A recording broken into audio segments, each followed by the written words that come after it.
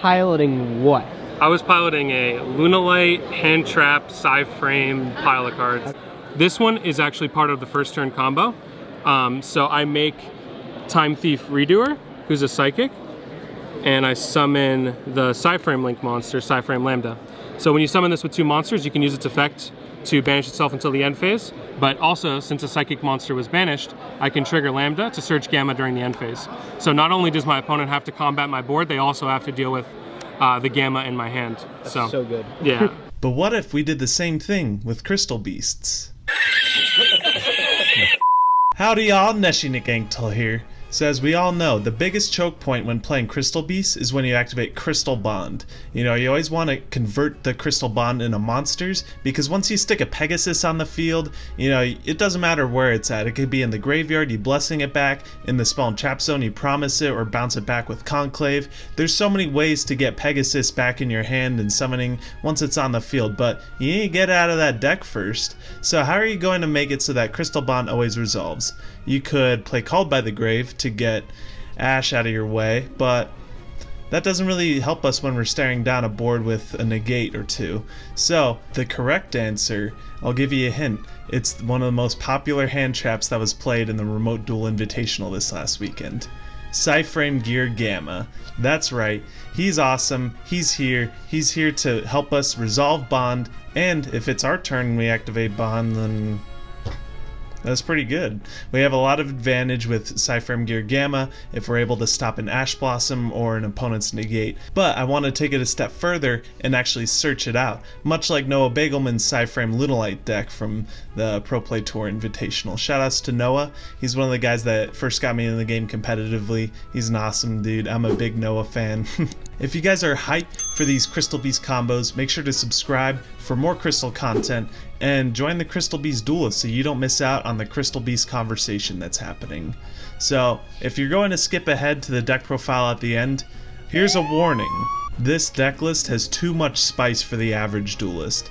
But if you think you can handle it, go ahead and stick around for the video so you can check out these combos, and let's go straight into it. This here is Psy-Frame Crystal Beasts.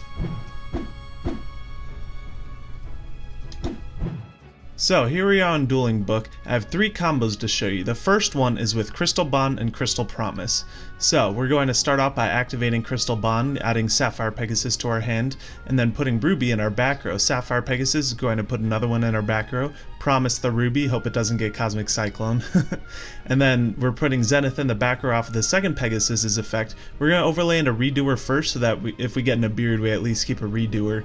And then Lambda Redoer, you know, end phase search Gamma, and then here we go, we have a Lambda during our turn, so we turn 2 cards into 4 cards. That's pretty neat. But the combos get even better than that.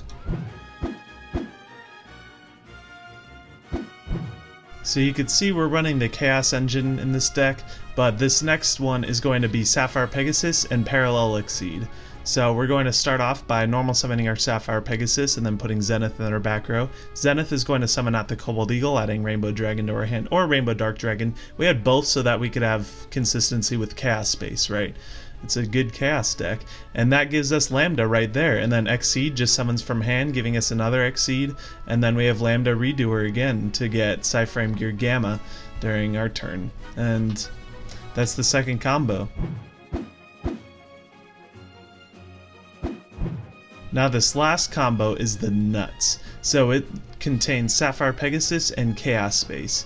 So we're going to start off normal summoning our Sapphire Pegasus, putting Zenith in our back row, and then Zenith is going to add Rainbow Dragon to our hand, or Rainbow Dark Dragon, we run both, but then Chaos Space just pitches us the free add that we added off of Zenith, and then searching that Black Dragon Collapse Serpent.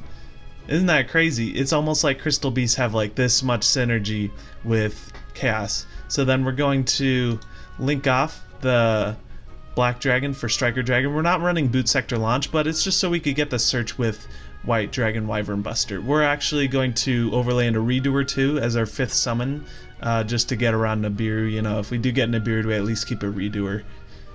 So then we're going to go ahead and summon out our White Dragon Wyvern Buster. Before we do anything else, we're going to activate Chaos Space and draw another card. Drawing that Pegasus is pretty nice. Then we're going to link those two into Lambda, and then the white dragon is going to give us that black dragon back to our hand. So it's just a way to keep card advantage. So right there, this is giving us Gamma as well. So you could see that Crystal Beast, even without like a dedicated Chaos Crystal deck, you know, we still have a lot of applications in other hybrids. You know, I think this is going to be the mainstay. Instead of Allure of Darkness, we're instead going to be playing with the Chaos Space in our deck. So let me go ahead and show you this deck profile. So here's the deck. You can see we're running Crystal Beast, the small Chaos package, and the Parallel Exceeds, as well as some defensive cards with the Gammas. And then we're running Dragoon as our win condition. So we could run the Access Code Selene combo as our win condition, or we could run Dragoon.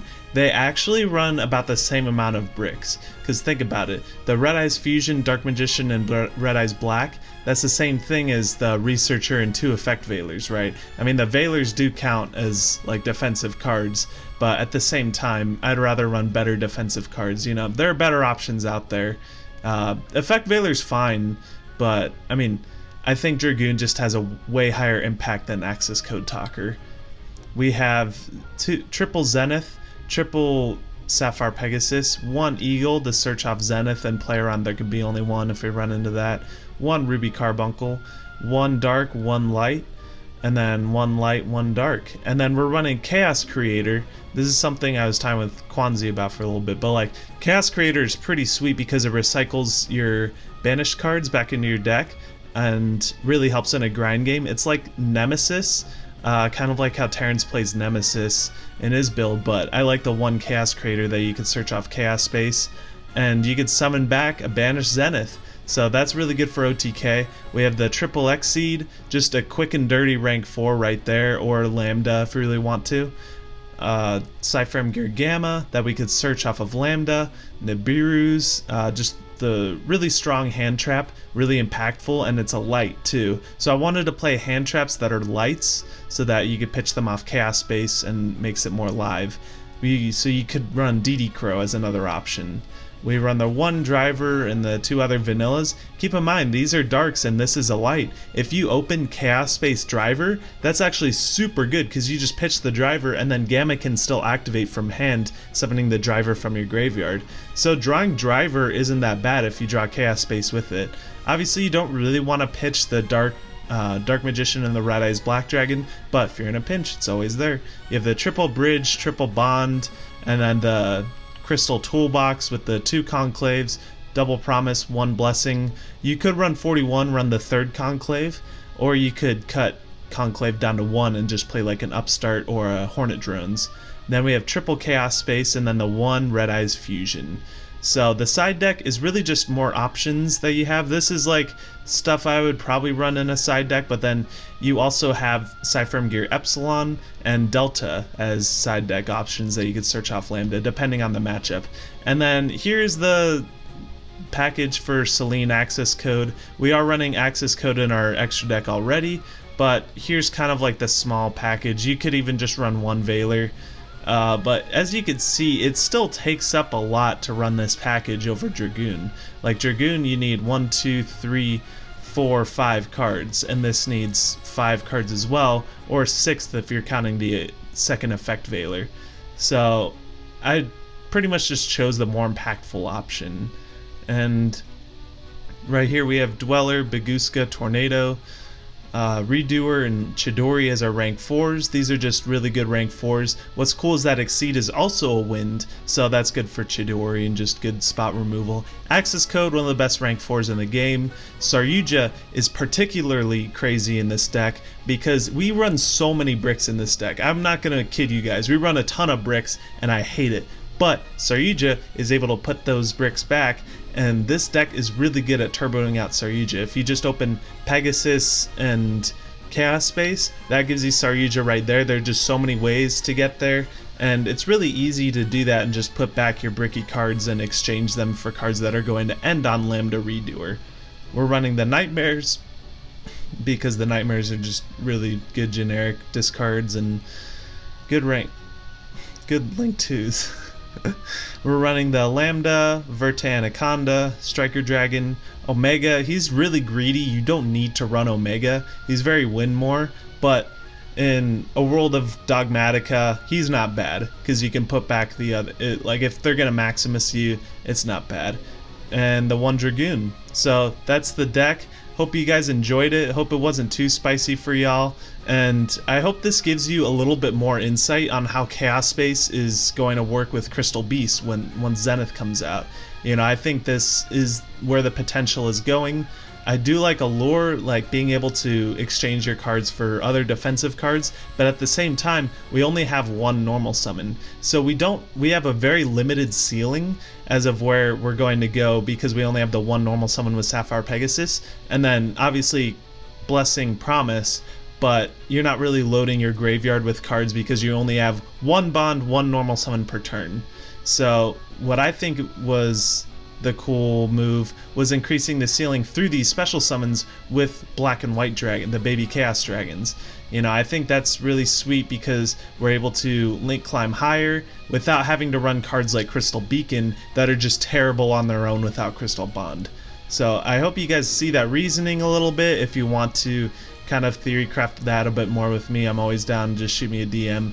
But make sure to subscribe for more Crystal Beast content, and make sure you turn on that bell if you want to see the next time that NESHY, the ultimate Crystal Master, uploads. Can't believe I just did that. But I'll see y'all in the next video.